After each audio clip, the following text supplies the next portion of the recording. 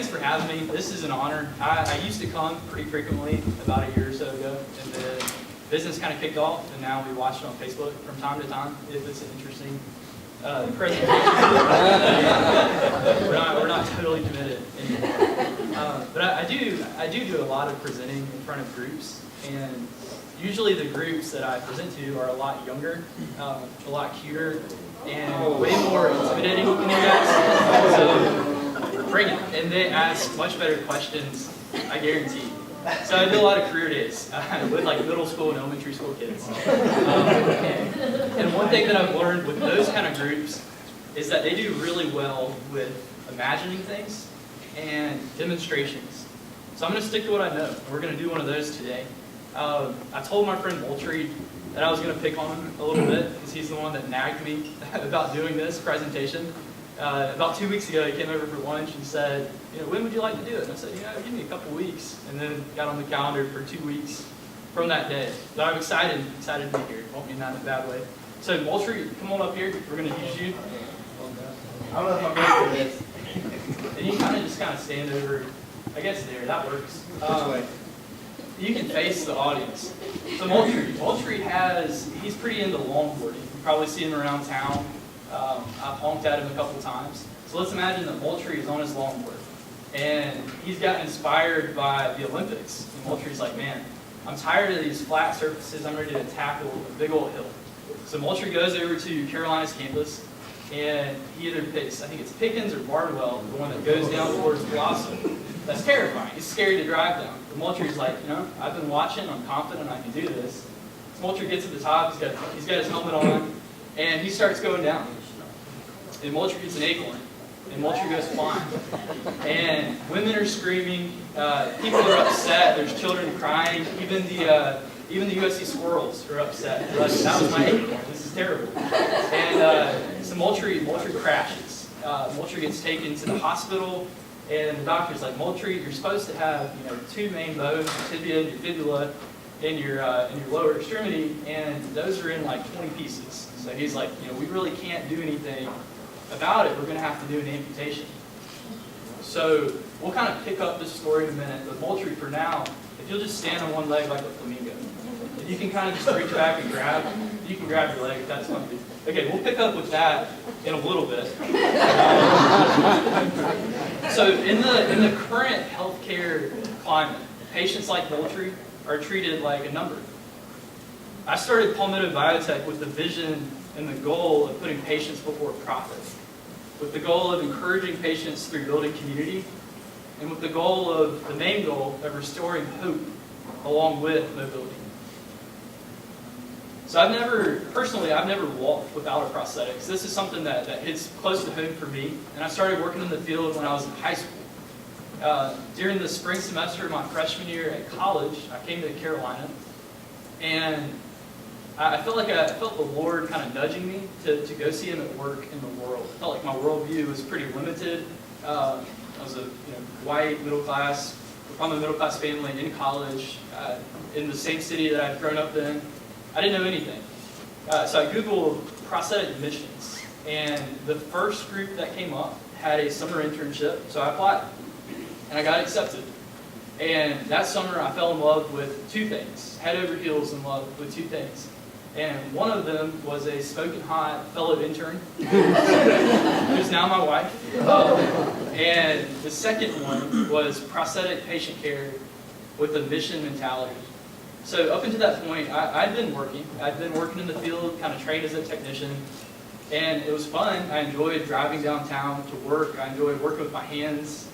I was making minimum wage. I enjoyed the paycheck, but I wasn't sold on a long-term career. So that summer really kind of set that into motion for me. And prior to going out on my own, I spent 4 years managing practices for a larger in-state corporation. I spent a year in Beaufort and then a couple of years in Sumter, or most recently in Sumter. And I had 2 employees, so I wore a lot of hats myself. I was the prosthetist, I was the orthotist, I was the technician, I was the marketer, I was the salesman, I was the manager, and I learned how to run a very successful practice But at the same time, I learned that my definition of success was a lot different than the corporation's definition of success. So every month we would have a monthly sales call where we would discuss the earnings from the previous month. And if we made the goal the previous month, you got to quit.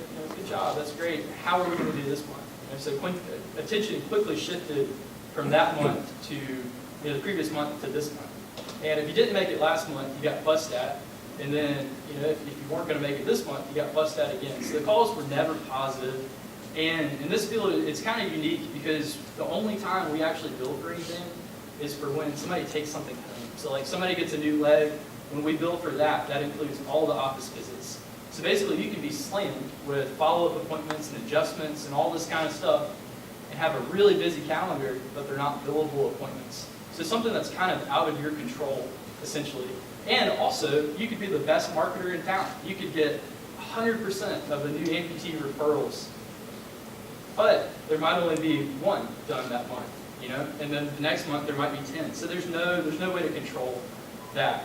And the longer that I was in that environment, the stress of chasing those numbers really started to affect the way that I was seeing patients.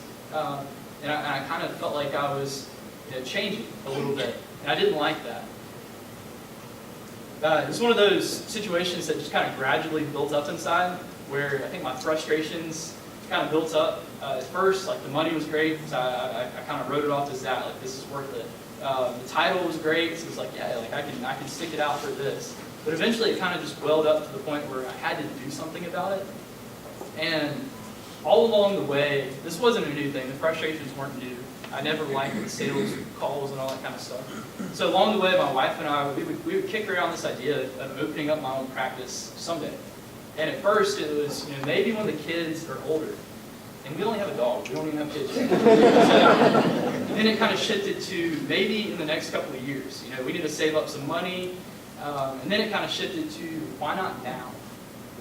And then from the summer of 2016, one night we're laying in bed, did something really sexy. I pulled out the computer and opened up LegalZoom.com. and we picked the name right then and established the LLC. So we really jumped onto this thing. It's like, okay, we're doing this and really committed to it. You're doing great, Patrick. So great. So that summer, we committed to it. And I decided that I was going to finish out the end of the year with the company I was with. I wanted to do things right. I didn't want to just jump ship. I wanted to treat them right.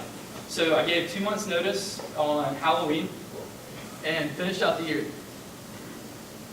And then, let's see. I intended on having a building ready for me to step into when the year ended, but that didn't work out. I had a couple spaces that fell through. Couldn't find the ideal location. I really wanted to be downtown, kind of between the hospitals with the parking lot for an affordable rate in a one-story building, which is really hard to find downtown. So eventually I found the perfect building sometime in January. It's on Calhoun Street. We're between Sumter and Marion. And the only problem with it was that the owner was still working there. And he was going to retire, but he wanted 3 months to move out. So I was like, man, this kind of stinks. Now I'm unemployed. Theoretically, I could have waited to resign until I had a building and caught him by surprise. So I was like, man, I tried to do it the right way. Now I don't have a space. So I took my boat out, did a lot of fishing, did as much vision casting as I could, cleaned the house, which my wife loved, built some stuff around the house, and then decided to spend the month of March practicing in Haiti, where every day began. And that was really hard. My wife and I, we'd only done a couple days apart, and this was a month. But it was such a huge blessing. So in hindsight, that waiting period was awesome. I really felt like I got my passion reignited for patient care when money's not an issue. So that month was huge. And then came back, and landlord still hadn't moved out. Hadn't even started. Gave him another month, kind of worked with them, helped them physically move some stuff out. And then renovations took about a month. So in July of 2016, we finished up. I got everything ready. And then was able to see my first patient in my brand new practice in August of 2016. And this is something that I physically sweated for. I did a lot of work on the building myself. I prayed over this. I'd imagined, what business would be like. And the first referral we got was from the VA hospital, and it was to provide a scrotal support for a patient, which is like a hernia belt. But just the humor in that, I didn't miss that. And it was awesome. It was so fun to be excited about something so small and so strange, and to really feel like I owned this thing. So that's when things really got real. Now we're 7 months in.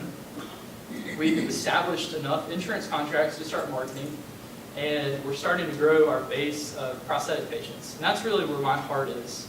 So I probably should have explained this. Orthotics are any kind of brace. So prosthetics, we're replacing a limb that's missing. Orthotics, we're bracing a limb that's not working right. So orthotics are, to me, they're a little bit more boring because it's more broad, and you don't see the patients as often. With prosthetics, we're going to see those same folks over and over again, and you get to really build a relationship.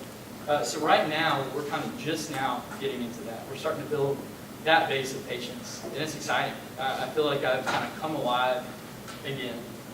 So the reason that I'm so passionate about my job is I feel like I'm in the hope restoration industry and not the prosthetics industry. So when someone goes through an amputation, it's usually one of the scariest times of their lives. They don't know when or if they'll be able to get back to their lives. They imagine that they're going to be like Mulcher here, standing here on one leg, wondering what the heck they're going to do, and if they're ever going to be able to walk again. So I consider it a privilege, a genuine privilege, to be able to walk into a room with someone like Mulcher, who's just had a crazy accident, and they're feeling hopeless and down, and to get to explain how we're gonna start a relationship. Sounds a little off. we're gonna begin a long-term relationship where we're gonna get you back on your feet. We're gonna be able to restore your hope. So that's like a really fun thing to be able to do to somebody. She's giving me the finger, the polite finger. So we're kind of, that was my last little bit. So at Palmetto Biotech, I say we're about people. We believe that seeing the hope in a patient's eyes when they take their first step is what it's all about, not the profit margin at the end of the day. And Mulcher, you can stand or sit down if you like. Give her a hand.